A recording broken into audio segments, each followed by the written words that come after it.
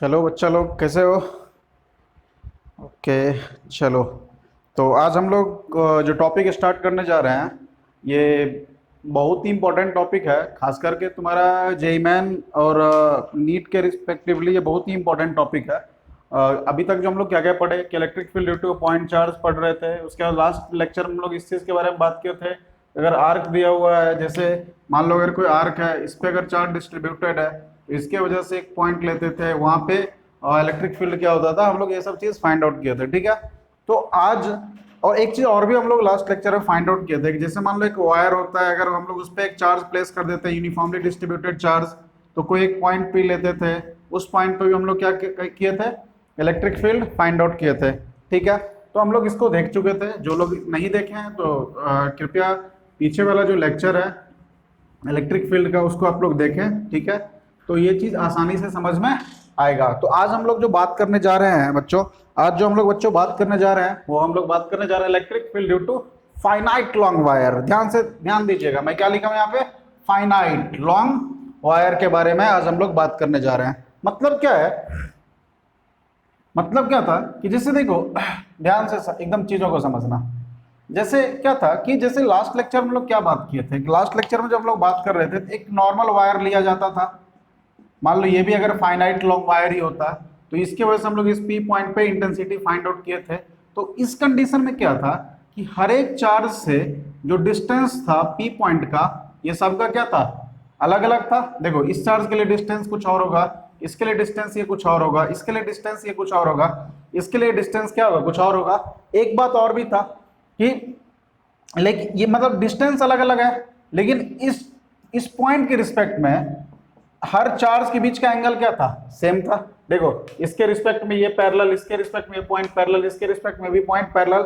मतलब हर एक चार्ज के रिस्पेक्ट में पी पॉइंट पे एंगल कितना बन रहा था, 0 डिग्री। तो मतलब एंगल सेम था। इस कंडीशन में क्या था, एंगल क्या था, सेम था, लेकिन डिस्टेंस जो था हर एक चार्ज के लिए अलग अलग था।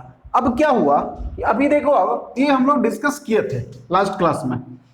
अब देखो क्या है कि आज जो हम लोग पढ़ने जा रहे हैं उसमें तुमको दे दिया कि देखो, एकदम ध्यान से अच्छे से देखना, बहुत ही इंपॉर्टेंट है और आसानी से समझ में आएगा। मान लो मान लो कि ये तुम्हारा एल लेंथ का कोई फाइनाइट वायर है। ठीक है। अब इस पे तुम्हारा चार्ज डिस्ट्रीब्यूटेड है कुछ इस तरीके से, चार्ज डिस्ट्रीब्यूटेड है। ओके, इस तरीके से क्या है, चार्ज डिस्ट्रीब्यूटेड है। अब क्या हुआ कि एक पॉइंट लिया गया, मान लो यहाँ पे एक पॉइंट पी ले रहा हूं। ठीक है। पॉइंट क्या ले रहा हूं, पी पॉइंट ले रहा हूं, पी पॉइंट यहां पे ले रहा हूं मैं। ओके, ध्यान देना सब लोग। मान लो ये डिस्टेंस आर है, क्या डिस्टेंस आर है। अब बोला कि इस पी पॉइंट पे, इस इनफाइनाइट लॉन्ग वायर पे जो चार्ज डिस्ट्रीब्यूटेड है, इस सारे चार्ज की वजह से पी पॉइंट पे नेट इलेक्ट्रिक फील्ड इंटेंसिटी क्या होगा, मुझे ये फाइंड आउट करना है। समझ में आ रहा है मेरा बात, एकदम सिंपल है। हम लोग इससे पहले क्या किए थे, इनफाइनाइट लॉन्ग वायर का ही बात किया था। उस समय हम लोग वायर को किस में रखे थे, हॉरिजॉन्टली रखे हुए थे, जिसकी वजह से अगर हम लोग हॉरिजॉन्टली वायर को रखे हुए थे, कोई एक पॉइंट पी ले रहे थे, तो हर एक चार्ज से जो डिस्टेंस था वो अलग अलग हो रहा था, बट एंगल सेम था। यहां का कहानी कुछ उसका उल्टा है जस्ट। यहां पे क्या हो रहा है कि अगर मान लो, अगर यहां पे आप देखो, जैसे अगर ये नॉर्मल एक वायर है, ठीक है। अब मान लो पी पॉइंट पे इस चार्ज की वजह से डिस्टेंस ये, इसके वजह से डिस्टेंस ये, इसके वजह से डिस्टेंस ये, इसके वजह से डिस्टेंस ये, ये जो डिस्टेंस है ये सेम है, लेकिन सबके बीच का एंगल क्या हो रहा है, वेरी कर रहा है ना। इसके लिए एंगल होता θ1, इसके लिए एंगल हो जाएगा θ2, इसके लिए कुछ और एंगल होगा θ3। तो कुछ हर एक के लिए एंगल क्या हो रहा है, देखो, इस चार्ज के लिए इस पॉइंट के रिस्पेक्ट में एंगल कुछ और बनेगा, इस चार्ज के लिए इस पॉइंट के रिस्पेक्ट में एंगल कुछ और बनेगा, लेकिन हर एक चार्ज से जो पी पॉइंट का जो डिस्टेंस क्या है वो सेम है। तो लास्ट जो हम लोग किए थे लास्ट लेक्चर में, जब हम लोग वायर को हॉरिजॉन्टली रखे थे, तो उस कंडीशन में हर एक चार्ज से जो पी पॉइंट का जो डिस्टेंस था वो अलग अलग हो रहा था और एंगल सेम था। बट यहाँ पे डिस्टेंस सेम है लेकिन एंगल क्या है, अलग अलग है। ठीक है। तो आसान है, बहुत ही आसान है। इसका डेरिवेशन बहुत इंपॉर्टेंट है। और सबसे बड़ी बात कि अगर हम लोग डेरिवेशन को अच्छे से समझते हुए सिर्फ फॉर्मूला याद करने से इसका न्यूमेरिकल नहीं बन जाता है, क्योंकि सिर्फ फॉर्मूला याद रहना बहुत बड़ी बात नहीं होती है। फॉर्मूला डेराइव कैसे हुआ और उसके बाद हम लोग उसको उस फॉर्मूले को इंप्लीमेंट कैसे करते हैं न्यूमेरिकल बनाते वक्त, ये बहुत ज्यादा इंपॉर्टेंट है। ओके, तो चलो ठीक है। तो पी पॉइंट पे बोला, क्या बोला आपको, electric field intensity find out करने के लिए। चलो ठीक है, निकालते हैं, ये देखते हैं। चलो ओके, हम लोग यहां से ले लिए, तो ये एंगल मान लो बना रहा है θ1, ये वाला एंगल बना रहा है θ2। ओके, θ2 बना रहा है। अब मुझे पी पॉइंट पे जितना चार्ज है इस वायर पे, सबकी वजह से पी पॉइंट पे मुझे इंटेंसिटी निकालना है। समझ में आ रहा है? अच्छी बात है। अब देखो एक चीज ध्यान से, अब मुझे पता है कि एक दो चार्ज तो है नहीं कि इसके वजह से इंटेंसिटी निकाल लिया, इसके वजह से इंटेंसिटी निकाल लिया, इसके वजह से इंटेंसिटी निकाल दिया और सबको जोड़ दिया। यहाँ तो लाखों करोड़ों चार्ज है, तो मुझे क्या करना पड़ेगा, इंटीग्रेशन करना पड़ेगा। एक चार्ज की वजह से इंटेंसिटी निकालकर हमको क्या करना पड़ेगा, लिमिट लेके इंटीग्रेट करना पड़ेगा। समझ में आ रहा है? तो हम लोग उसके लिए क्या करते हैं, एकदम अच्छे से ध्यान देना इस चीज पे। हम लोग उसके लिए क्या करेंगे, यहाँ पे मैं बना रहा हूँ, इस चीज को देखना ध्यान से। हम लोग वहां पे क्या करेंगे कि इसका एक अलग वर्जन तुमको यहाँ पे दिखा रहा हूँ, चीज को देखो ध्यान से। ओके, ध्यान देना इस पे। मान लो ये पॉइंट P है, ये डिस्टेंस R है। ओके, यहाँ से चार्ज इस तरीके से डिस्ट्रीब्यूटेड है। तो हम लोग क्या करते हैं, हमेशा की तरह एक जो छोटा चार्ज है DQ, उसके वजह से ये मान लो टोटल लेंथ अगर L होता, ठीक है, अब मान लो ये वाला लेंथ Y है, मैं हाफ का बात करूँ ना, ये वाला बोलोगे L/2 क्यों नहीं लिए, नॉर्मली हम लोग Y यहाँ पे मान लिया, ये वाला ये जो डिस्टेंस है ना हम लोग के पास, इसको मैं क्या मान लिया, Y मान लिया। अब देखो ध्यान से, अब अच्छे से ध्यान देना इस पे, देखो सब लोग ध्यान से। अब यहाँ पे क्या होगा, एक छोटा सा चार्ज को पकड़ो, इसको मान लो एक छोटा सा चार्ज ये DQ है, क्या है, DQ। तो DQ के वजह से P पॉइंट पे इंटेंसिटी किधर, ये होगा इंटेंसिटी, होगा। बोलोगे सर डायरेक्शन इधर क्यों लिए, क्योंकि तुमको पता है कि जिस पॉइंट पे मुझे इंटेंसिटी निकालना है वहां पे क्या होता है, तुम्हारा +1 कूलम का चार्ज होता है। तो ये भी पॉजिटिव, ये भी पॉजिटिव, ये इसको क्या कर दिया, रिपेल कर दिया, ये इसको क्या कर दिया, रिपेल कर दिया। पक्का समझ में आ रहा है? अब देखो ध्यान से, समझ में आ रहा है ना, समझ में आ रहा है? अब ध्यान देना एकदम चीजों को अच्छे से। तो हम लोग क्या किए, हम लोग क्या किए, अच्छे से देखना, मैं इस डायग्राम में भी इसको बनाऊंगा। थीटा पे जाके डी थीटा का एक एंगल ले लिए, और ये वाला जो डिस्टेंस था, ये वाला जो डिस्टेंस था, ये क्या हुआ, dy। अच्छे से समझना ध्यान से, पूरे रॉड पे जितना चार्ज है उसके वजह से मुझे पी पॉइंट पे इंटेंसिटी फाइंड आउट करना है। हम लोग क्या किए, एक छोटा सा चार्ज जो DQ जो कितने लेंथ में है, dy में है, तो वहां से हम लोग क्या किए, पी पॉइंट पे क्या हम लोग फाइंड आउट कर रहे हैं, पी पॉइंट पे इंटेंसिटी निकाल लेंगे। किसके वजह से, किसके वजह से इंटेंसिटी निकाल रहे हैं, DQ की वजह से। तो DQ की वजह से इंटेंसिटी क्या हो जाएगा, DE। DQ की वजह से इंटेंसिटी कितना हो जाएगा, DE होगा। बात समझ में आ रहा है? तो DQ की वजह से इंटेंसिटी कितना हो जाएगा, DE। क्लियर है? आ रहा है समझ में? पक्का बोलो, समझ में आ रहा है? तो DQ की वजह से इंटेंसिटी कितना हो जाएगा, कितना हो जाएगा, DE। ठीक है, कंफ्यूजन हो रहा है? चलो अगर कंफ्यूजन हो रहा है तो एक काम करते हैं, एक चीज ध्यान देना इस पर। मान लो तुमको एक काम कर देते हैं, चलो ध्यान दो, चलो देखो ध्यान से, एक बार एक काम करते हैं, मैं इसको फिर से यहाँ बना दे रहा हूँ। देखो देखो ध्यान देना एकदम थोड़ा सा अच्छे से, इसको मैं ऊपर बना रहा हूँ ताकि तुम बेटर तरीके से इसको समझ पाओ। एकदम देखो, एकदम आराम से पूरा समझा के ही दम लूंगा पूरा, इसको अच्छे से देखना।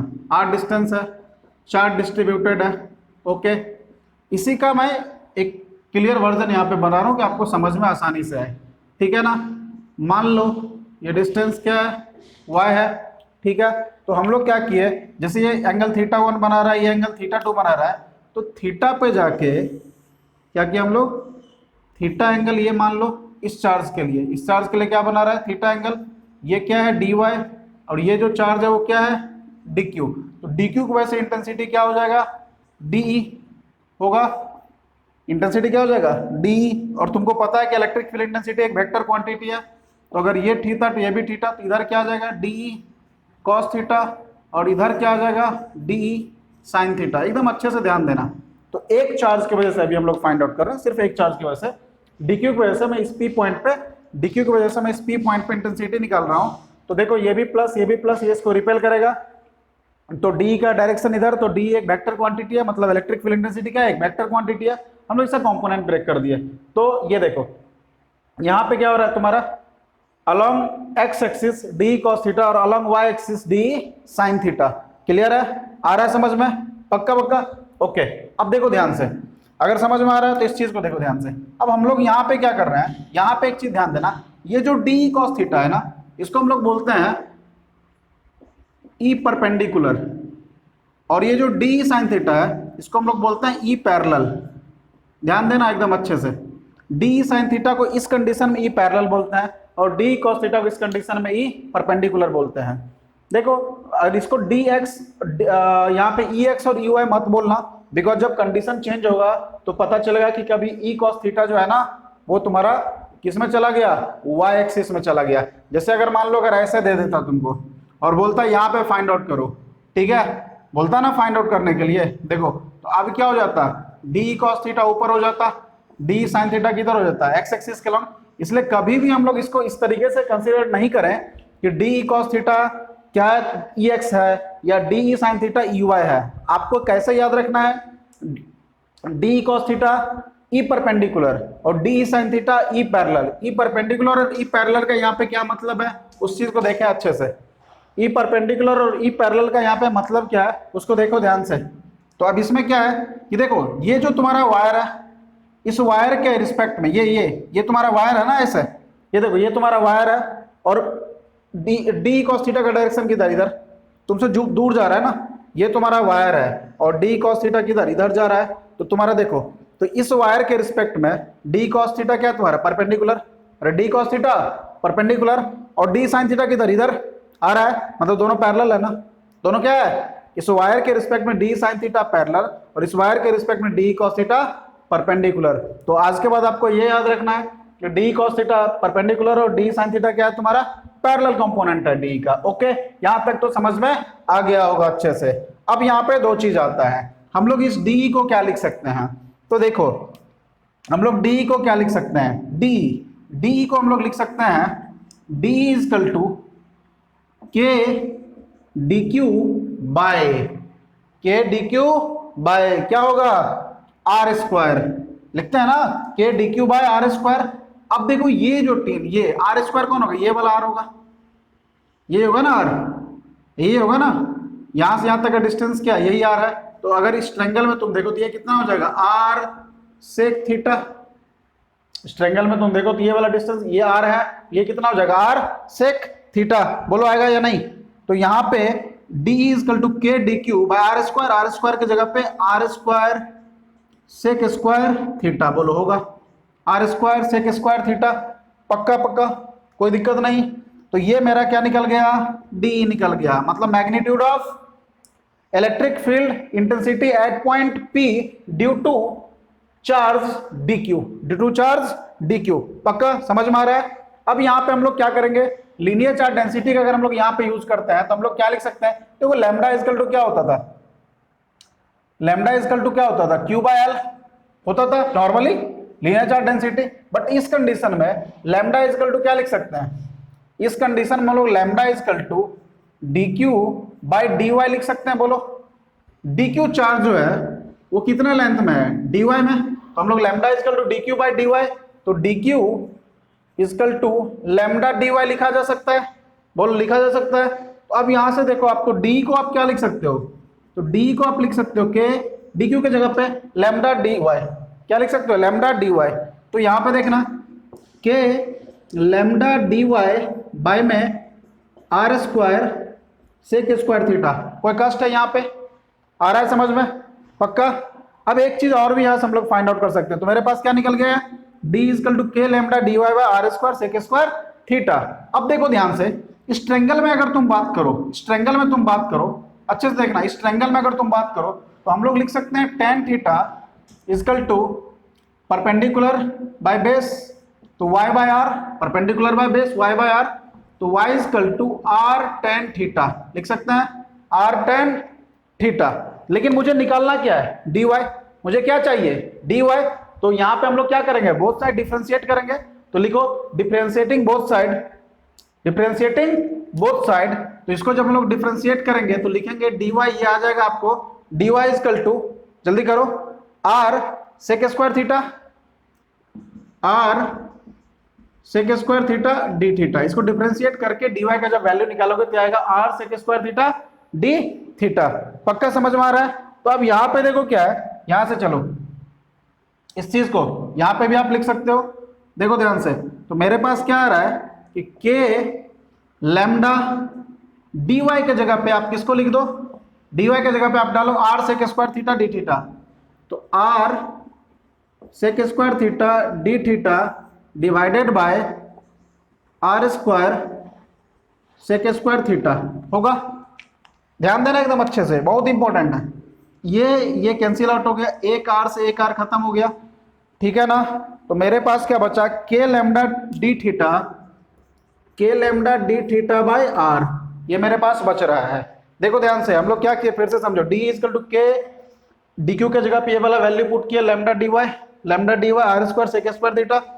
अब यहाँ पे के लैम्डा डी वाई को हम लोग, डी वाई का वैल्यू हम लोग यहाँ से निकाले इस ट्रायंगल से, tan theta is equal to y by r, y is equal to r tan theta, both side हम लोग डिफरेंशिएट किए। तो मेरे पास आ गया डी वाई का value r sec square theta D theta. तो हम लोग यहाँ पे डी वाई के जगह पे r sec square theta D theta कर दिए, सेक स्क्वायर कैंसिल हो गया, एक आर से दूसरा आर नीचे वाला आर कैंसिल हो गया। तो मेरे पास बचा डी का जो value k lambda d theta by r. तो यहाँ पे मेरे पास जो वैल्यू आ रहा है फाइनली, वो मेरे पास फाइनली वैल्यू आया डी इजकल टू के lambda d theta by are.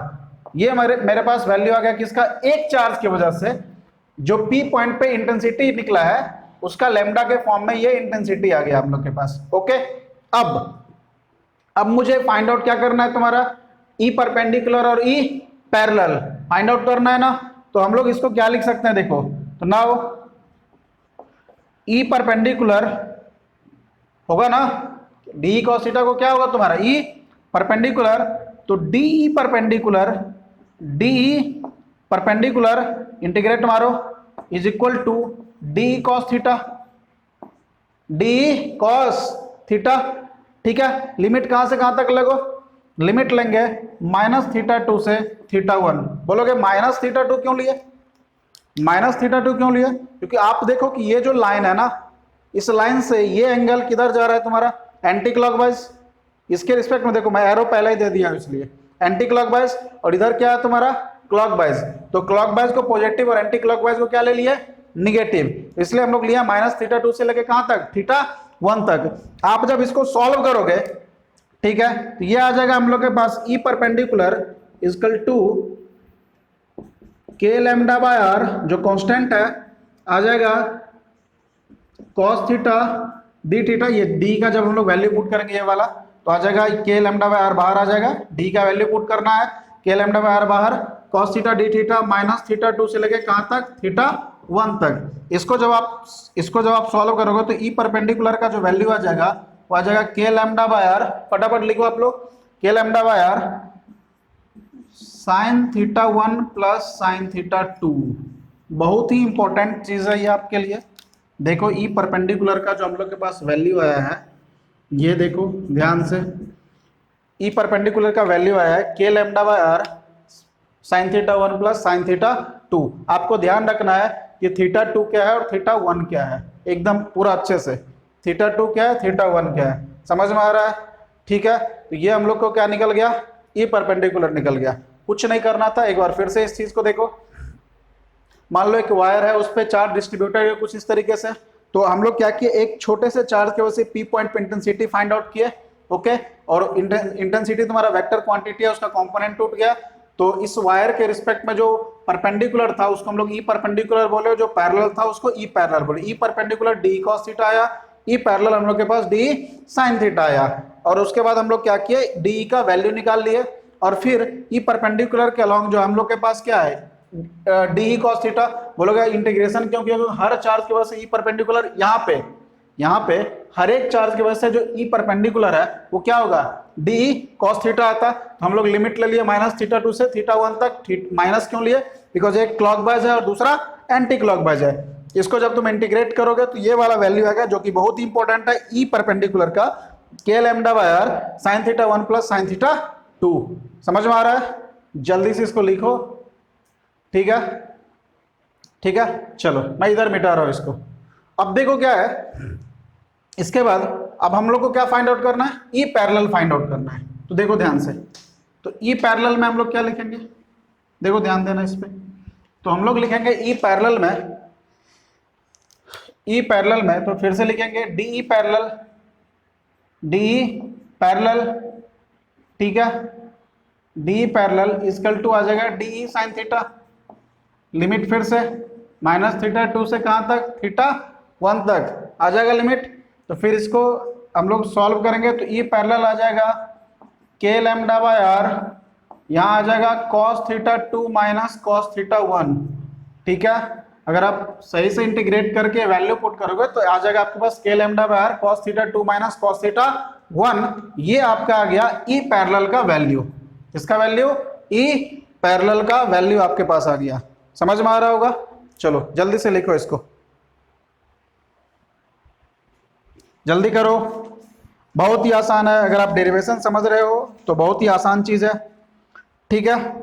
अब देखो इस पे एक चीज फटाफट, यहां तक क्लियर हो रहा है, ठीक है। अब यहाँ पे क्या होता है कि जब हम लोग क्वेश्चन बनाते हैं तो कंफ्यूजन किस चीज का रहता है, कंफ्यूजन होता है एंगल लेने का, ठीक है, कि थीटा 1 का किसको लेंगे, थीटा 2 किसको लेंगे, ये सब कंफ्यूजन होता है। तो उसको हम लोग दूर करेंगे, अभी कुछ क्वेश्चन उस पर हम लोग देखते हैं, ठीक है ना। चलो ठीक है, इसको आप लोग लिख चुके होंगे। आप लोग ध्यान दें कि हम लोग डेरिवेशंस में थीटा 1 थीटा 2 किसको लिए हैं, ठीक है। चलो आगे बढ़ते हैं। हाँ, एक चीज और ध्यान रखना यहाँ पे, कि एक चीज और ध्यान देना, जो हमेशा एक चीज ध्यान रखना कि बोलो क्या कि हमेशा क्या ई परपेंडिकुलर का डायरेक्शन उधर और ई पैरेलल का डायरेक्शन इधर ही होगा, नहीं, ये कोई जरूरी नहीं है। ये डिपेंड करता है लैम्डा पे। लैम्डा पे डिपेंड करने का मतलब क्या है, अगर पॉजिटिव चार्ज है, देखो पॉजिटिव चार्ज है और मुझे पी पॉइंट पे फाइंड आउट करना है, तो ऑब्वियस है डी इधर आएगा, डी परपेंडिकुलर और डी पैरेलल इधर आएगा। लेकिन अगर ये निगेटिव चार्ज होता, क्या होता, निगेटिव चार्ज होता, कौन सा चार्ज होता, निगेटिव चार्ज अगर होता तब क्या हम लोग इस चीज पे ले सकते थे, अगर निगेटिव चार्ज होता तो ये जो डी परपेंडिकुलर किधर आ जाता, इधर, क्योंकि ये निगेटिव चार्ज इस पॉजिटिव चार्ज को, क्योंकि जिस पॉइंट पे मैं इंटेंसिटी फाइंड आउट करता हूँ वहां 1 कूलम का चार्ज होता है, तो ये निगेटिव इस पॉजिटिव को अपने तरफ क्या करता, अट्रैक्ट करता, तो फिर परपेंडिकुलर का डायरेक्शन क्या होता, इधर हो जाता। तो दैट मीन्स जो ई परपेंडिकुलर और ई पैरेलल का जो डायरेक्शन है वो डिपेंड करता है, ये डिपेंड करता है कि जो वायर पे किस टाइप का चार्ज है, पॉजिटिव है या निगेटिव है, समझ में आ रहा है। हाँ, एक चीज और भी ध्यान रखना है, अगर कोई भी चार्ज ना दे आपको, मान लो आप क्वेश्चन कर रहे हो कभी, अगर उसमें कोई भी चार्ज अगर आपको नहीं दिया तो आप एज्यूम कर लो कि वहां पे पॉजिटिव चार्ज है। कौन सा चार्ज है, पॉजिटिव चार्ज है, आप एज्यूम कर लो, ठीक है।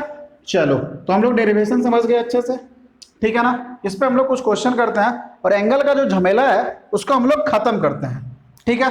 अब देखो ध्यान से, ये एक नॉर्मल वायर है और इस पे क्वेश्चन बोला, इस पे जो तुम्हारा चार्ज है वो लैम्डा कूलम, क्या है तुम्हारा, lambda coulomb per metre charge दिया हुआ है, इस तरीके से आपको देगा, lambda coulomb per metre charge दिया हुआ है, ठीक है।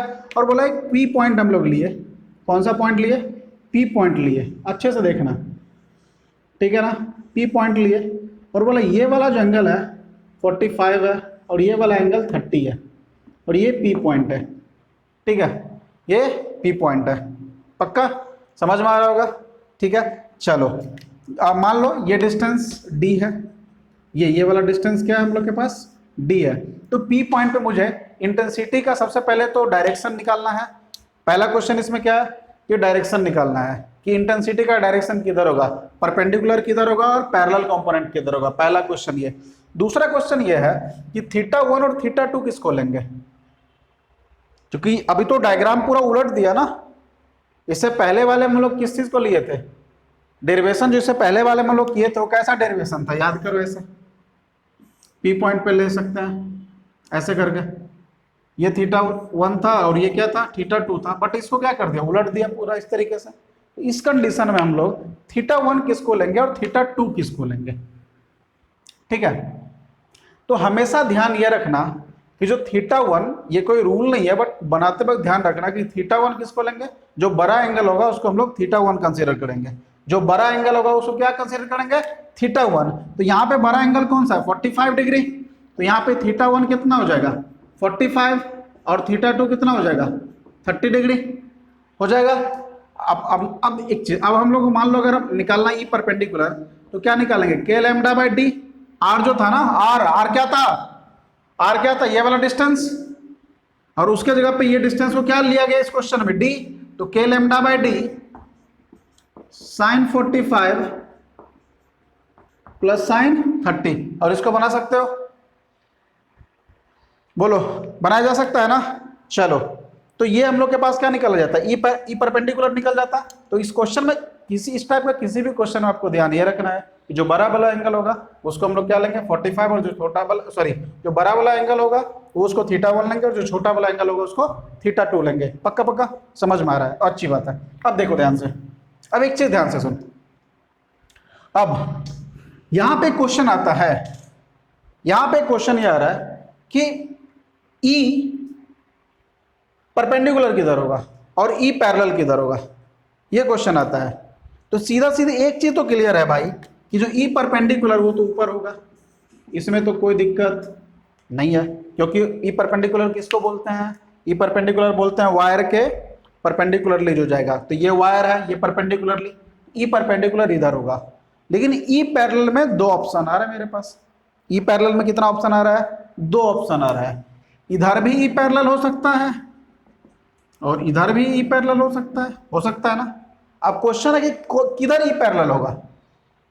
तो अब एक बात बताओ ध्यान से, देखो ध्यान से, आप इसको देखो, ये वाला θ1 है, ये वाला पोर्शन, ये वाला अगर θ1 मतलब 45 जो है ये बड़ा है किससे 30 से, मतलब यहाँ पे जो नंबर ऑफ चार्जेस होगा, चार्ज का जो डिस्ट्रीब्यूशन होगा वो ज्यादा होगा विथ रिस्पेक्ट टू किसके, इसके रिस्पेक्ट में यहाँ पे चार्ज का डिस्ट्रीब्यूशन ज्यादा होगा ना, इसके रिस्पेक्ट में यहाँ का चार्ज का डिस्ट्रीब्यूशन कम होगा। तो इसका इलेक्ट्रिक फील्ड इंटेंसिटी क्या होगा, ज्यादा होगा। इसका इलेक्ट्रिक फील्ड इंटेंसिटी क्या होता, ज्यादा होता।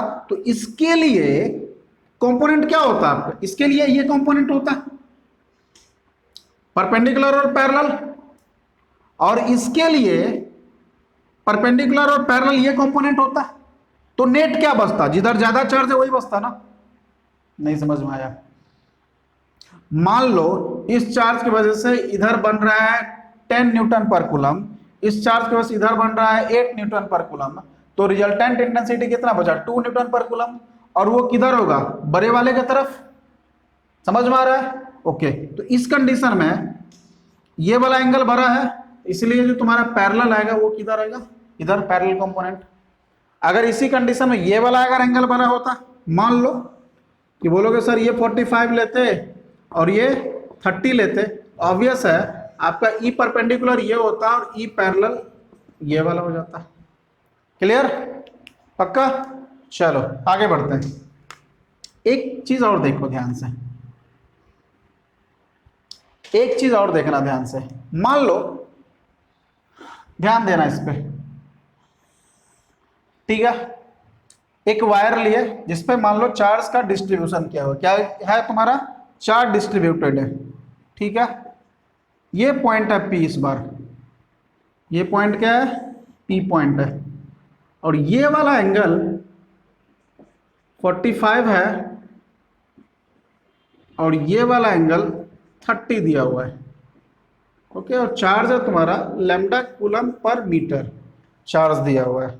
अच्छे से ध्यान देना, यहाँ पे दिया हुआ है, यहाँ पे लैम्डा कूलम पर मीटर। अब यहाँ पे मेरे को बता कि θ1 क्या होगा और θ2 क्या होगा। अच्छे से ध्यान से देखो इस चीज को, इस कंडीशन में। अब इस कंडीशन में क्या है, इसके रेंज से बाहर है, ये जो P पॉइंट है ना, ये जो पॉइंट P है इसमें देखो क्या है, इसके रेंज में है। यहाँ पे क्या है, इसके रेंज से बाहर है ना ये वाला पॉइंट। तो हम लोग अब बता कि θ1 क्या होगा और θ2 क्या होगा। कंफ्यूजन आएगा, कितना लोग सोचेगा सर 45 अभी आप बोले बड़ा वाला एंगल होता है, तो वो तो तब होता है ना जब ये बड़ा वाला एंगल तब होगा जब उसके रेंज में आएगा। जब तुम डेरिवेशन बना रहे थे तो क्या बनाए थे, ये जो लाइन R था, अब ध्यान से सुनो, ये वाला एंगल θ1 था और ये वाला एंगल θ2 था। इस लाइन से मतलब कौन सा लाइन है तुम्हारा, वायर के साथ जो परपेंडिकुलर ये था डिस्टेंस था, उसके साथ जो एंगल बना रहा था वो θ1 था। तो अगर आप इस चीज को गौर से देखो तो इस वायर के लिए ये वाला जो तुम्हारा लाइन क्या है परपेंडिकुलर है, इस वायर के लिए यही वाला लाइन है परपेंडिकुलर है, तो यहां से अगर हम लोग ये कंसीडर करते हैं तो ये θ1 होना चाहिए, पक्का होना चाहिए। तो θ1 कितना हो जाएगा भाई साहब, θ1 हो जाएगा 45 प्लस 30, ये आ जाएगा 75 आएगा, पक्का आएगा। θ2 क्या होगा, θ2 क्या होगा, θ2 देखो कैसे हम लोग एंगल को ले रहे हैं, एंटी क्लॉकवाइज एंगल को ले रहे हैं, तो θ2 ध्यान देना एकदम पूरा अच्छे से, ये यहां तक आएगा, ये θ2 होगा, ये वाला होगा ना, यही एंगल लेते थे ना, अब वो जहां तक जाए तो θ2 कितना हो जाएगा, टोटल एंगल 360, 360 में से 30 गया तो 330 और -30 लिखा जा सकता है। इतना तो समझ में आ रहा होगा, मैथ्स आता है तुमको। θ2 कितना है, ये देखो यहाँ से एंटी क्लॉकवाइज ये θ2 330 और इसको क्या लिख सकते हैं -30, तो θ1 आ गया हम लोग के पास 75 और θ2 कितना हो गया 330 और -30। बोलो समझ में आ रहा है ये चीज। तो इस तरीके से भी आपको क्वेश्चन दे सकता है, ठीक है, समझ में आ रहा है। लेकिन अगर मान लो अगर इतना करने में भी अगर आपको वहां पे प्रॉब्लम आ रहा है, मान लो अगर आपको प्रॉब्लम आ रहा है कि हम किसको पकड़ेंगे θ1 किसको θ2, अगर इस तरह का आपको कंफ्यूजन आ रहा है तो उसके लिए आप एक काम करो, आप एक काम कर लो जो डायरेक्ट है इस तरह के कंडीशन के लिए, जब पॉइंट पी क्या है वायर के रेंज में नहीं है, वायर के रेंज में नहीं है, इसके लिए आप एक फॉर्मूला या ट्रिक समझो, आप इसको लिख सकते हो ई परपेंडिकुलर इक्वल टू के लैम्डा बाय, अगर मान लो जो भी था formula R sine θ1 minus sine θ2, ठीक है, समझ रहे हो। तो ये तभी वैलिड होता जब θ1 इज ग्रेटर देन θ2, इस कंडीशन में देखना। इसी को अगर मैं लिखूं फिर से ई परपेंडिकुलर इक्वल टू के lambda by are sine θ2 minus sine θ1, और ये तब वैलिड होता जब θ2 इज ग्रेटर देन θ1। तो इस कंडीशन में ये वाला फॉर्मूला भी आप डायरेक्ट लिख सकते हो, डायरेक्ट लिख सकते हो। तो देखो डायरेक्ट कैसे लिखोगे, तो यहाँ पे देखो, यहाँ से आप देखो तो ई परपेंडिकुलर जो है हम लोग के पास, तो ई परपेंडिकुलर को के लैम्डा बाय आर भी निकालना सिखा दे रहा हूँ, इस कंडीशन में निकालेंगे कैसे, साइन θ1 कितना हो जाएगा 45, तो साइन 75। अब यहाँ पे देखो, ठीक है, अब अपने तरफ से -30 मत कर देना, इसलिए पहले से ही माइनस कर दिया गया है। अरे यार देखो मैं बता रहा हूँ, डायरेक्ट आप सीधा θ2 का वैल्यू पुट कर दो, θ2 कितना मान रहे हो 30, तो साइन 30।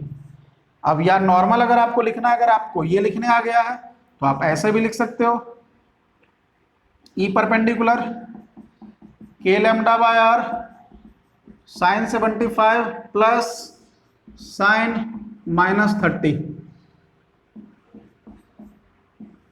बात तो वही होता। बोलो समझ में आ रहा है।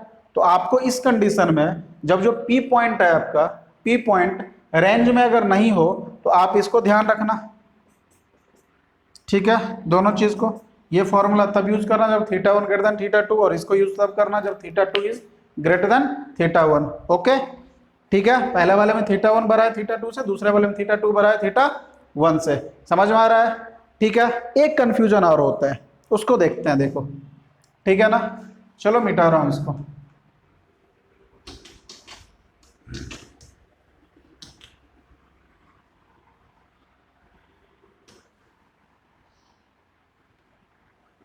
देखो सब कुछ तो पता चल गया यहाँ पे, ठीक है।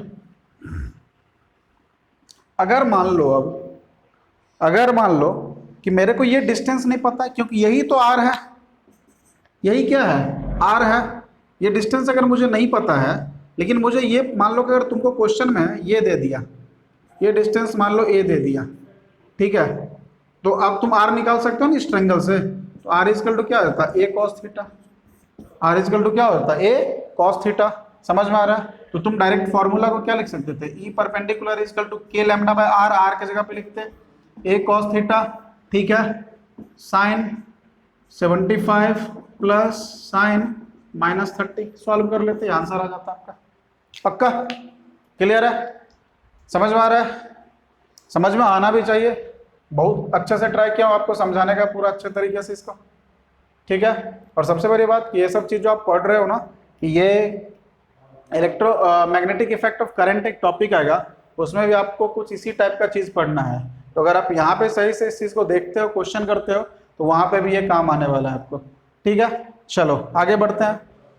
ठीक है ना, चलो आगे बढ़ते हैं हम लोग। हेडिंग डालो, इसी में आप देखो हेडिंग डालो, electric field due to semi infinite wire.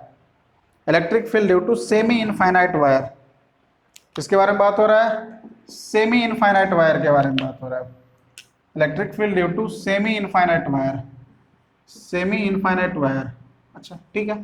अच्छा, एक यहाँ पे जो टर्म आ रहा है इनफाइनाइट, ठीक है, इनफाइनाइट टर्म का, इन्फिनिटी टर्म का मतलब क्या होता है? इन्फिनिटी टर्म का मतलब क्या होता है? इन्फिनिटी को हम लोग क्या बोलते हैं? अननोन है। इन्फिनिटी को हम लोग बेसिकली क्या बोलते हैं? अननोन टर्म को हम लोग इन्फिनिटी टर्म बोलते हैं।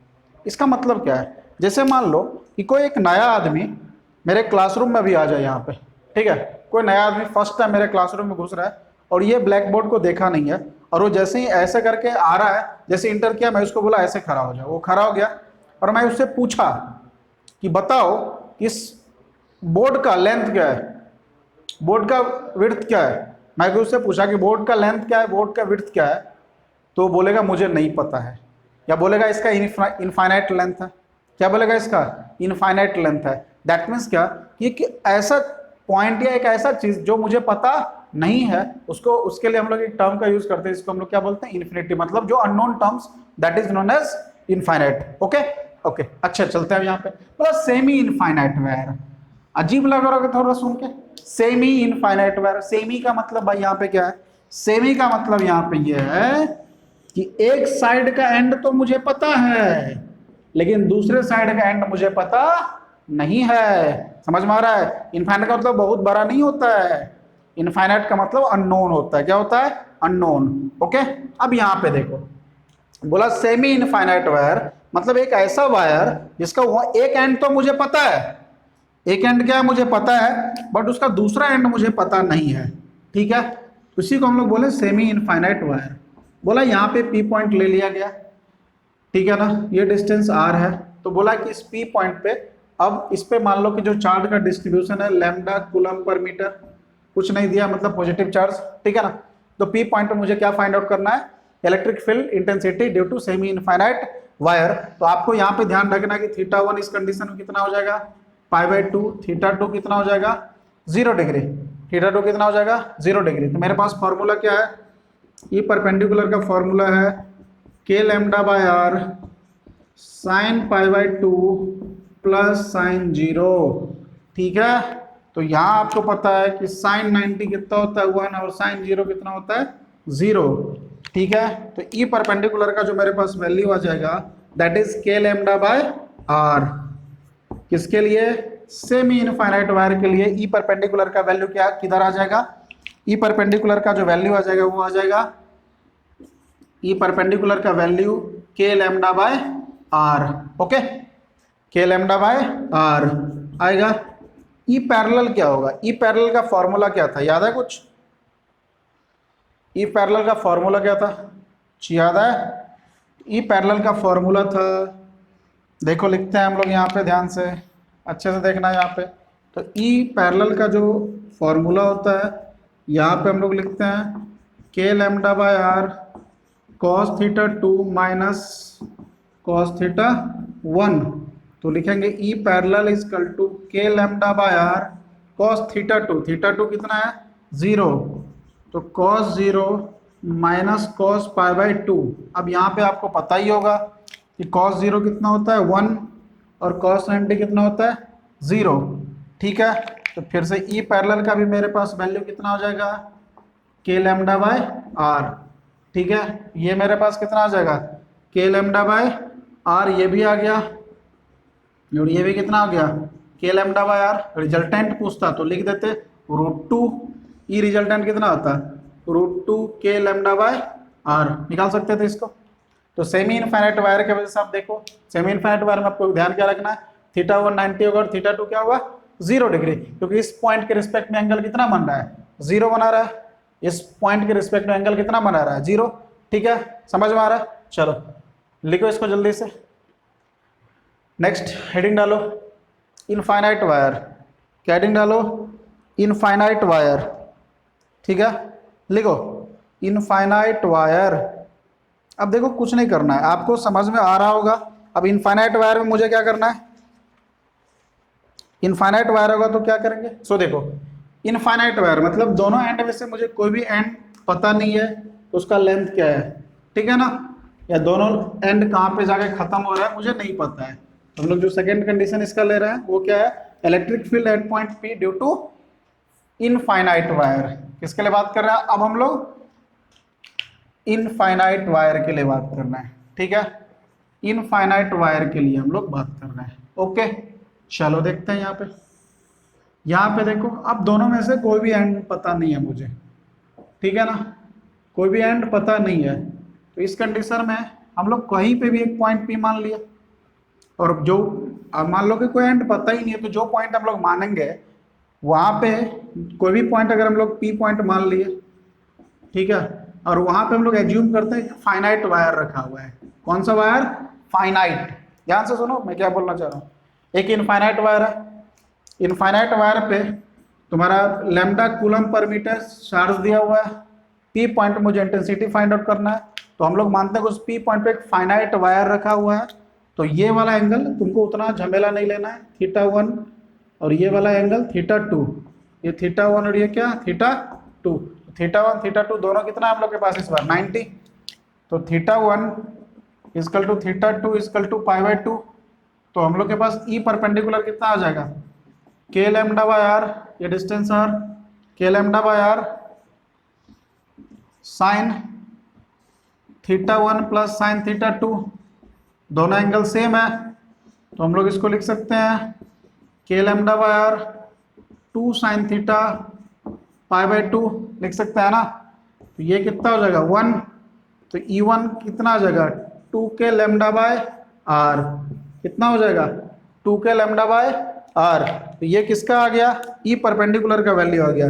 ई परपेंडिकुलर का वैल्यू किसमें, इनफाइनाइट वायर के वजह से, ई परपेंडिकुलर का वैल्यू इनफाइनाइट वायर के वजह से। अच्छा ई पैरेलल का क्या आएगा, ई पैरेलल का फॉर्मूला क्या था देखो, आपको पता तो चल ही रहा होगा, K lambda by R cos θ2 minus cos θ1 था। तो देखो θ1 में 90, θ2 भी कितना है 90, तो आपको पता है कि cos 90 कितना होता है 0, तो ई पैरेलल कितना आ जाएगा 0, ई पैरेलल कितना आएगा 0। समझ में आ रहा है, चलो जल्दी करो इसको।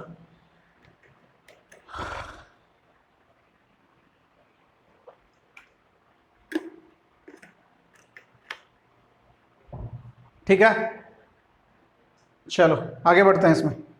जैसे मान लो, ध्यान देना इस पे, अब कुछ क्वेश्चन करते हैं इसमें।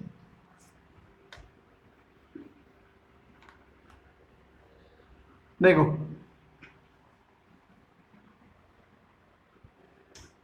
देखो कुछ क्वेश्चन हम लोग को करना है इस पे, तो हम लोग देखो ध्यान से। मान लो मेरे पास क्वेश्चन दे दिया,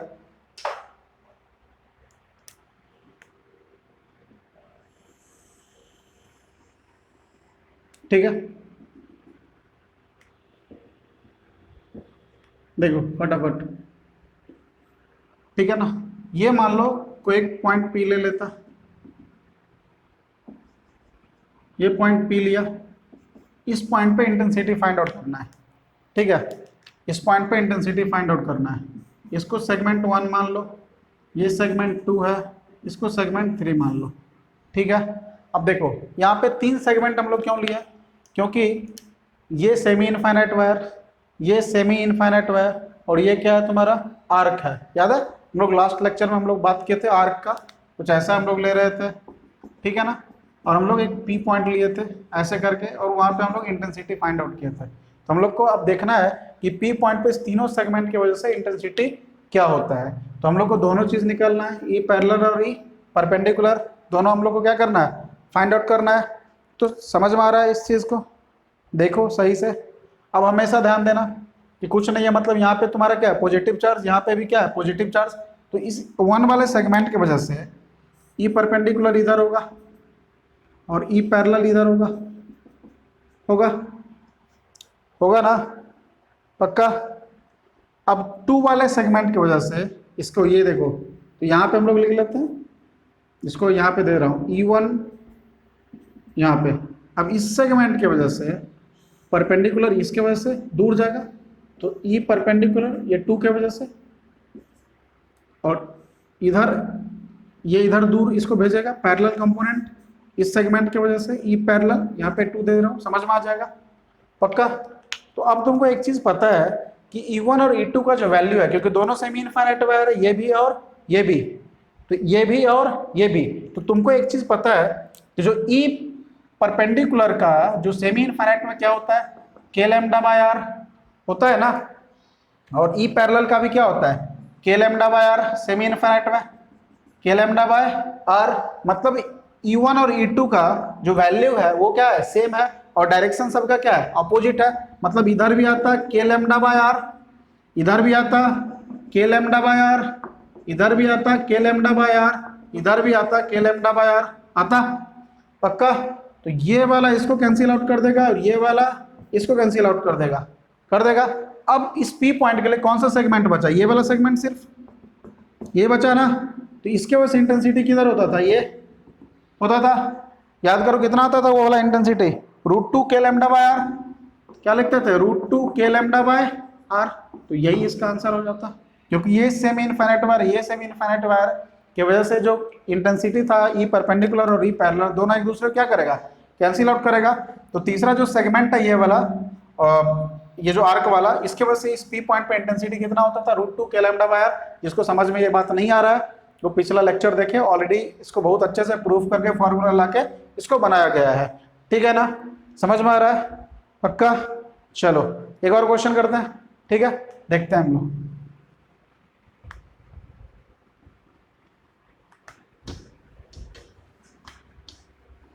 एक और देखो इस पे, अब समझ में आ रहा होगा, बहुत डिटेल इस चीज़ को यहाँ पे हम लोग जितना पॉसिबल, जितना भी है ज़रूरत उतना हम लोग पढ़ लेते हैं, और बहुत ज़्यादा डिटेल में आपको बहुत सारे वीडियोस में ये मिलेगा, इसका बहुत ज़्यादा डिटेल दे दिया है, उससे कोई खास फायदा भी होता नहीं है इसका, ठीक है। तो अभी आप लोग जो यहाँ तक सीखे हैं आप लोग अच्छे से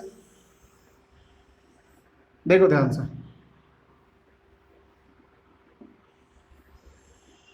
ठीक है।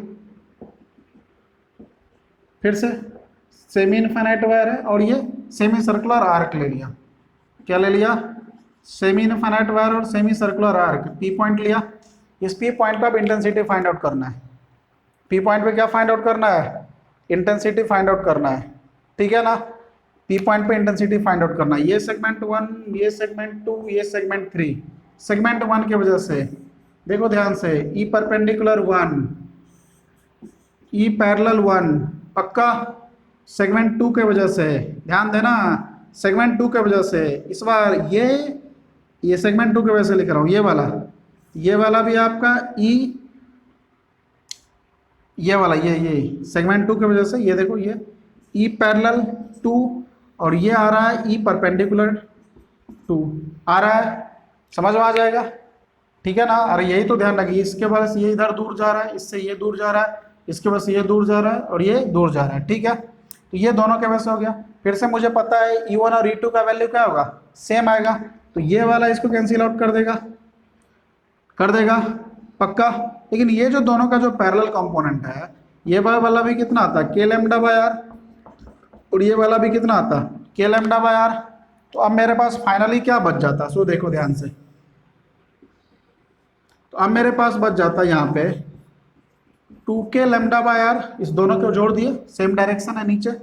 अब मुझे पता है कि सेमी सर्कुलर आर्क की वजह से पी पॉइंट पे इंटेंसिटी क्या होता, दूर जाता, क्योंकि यहाँ पे प्लस था पूरा, तो ये इसको क्या करता, उधर रिपेल करता, तो इसके वजह से ये कितना होता है, सेमी सर्कुलर आर्क की वजह से क्या होता है 2k लैम्डा बाय आर, तो पी पॉइंट पे इंटेंसिटी कितना हो जाता है, ये वाला इसको कैंसिल आउट कर देता, तो पी पॉइंट पे इंटेंसिटी कितना हो जाता है, 0, कितना हो जाता है 0। यहाँ पे इंटेंसिटी क्या हो जाता, ये भी आ जाता 2k लैम्डा बाय आर, तो यहाँ पे इंटेंसिटी कितना होता 0। क्लियर है, समझ में आ रहा है। इस तरीके से आप किसी भी टाइप का अगर स्ट्रक्चर दिया हुआ है तो आपको 2-3 चीज अगर आता है, हाँ अगर यहाँ पे पॉजिटिव नहीं होकर निगेटिव होता तो डायरेक्शन चेंज होता सिर्फ, ठीक है, और सारा कहानी सेम होता। इस पर जितना इलस्ट्रेशन अभी जरूरत है मैं वो सब आपको करवा दिया हूँ, ठीक है ना। चलो समझ में आ रहा होगा, इसको रिवाइज करना, अच्छा बहुत ही इंपॉर्टेंट टॉपिक है आपको जेईई और नीट के पॉइंट ऑफ व्यू से, इस पर थोड़ा क्वेश्चन करना, ओके। चलो, थैंक यू।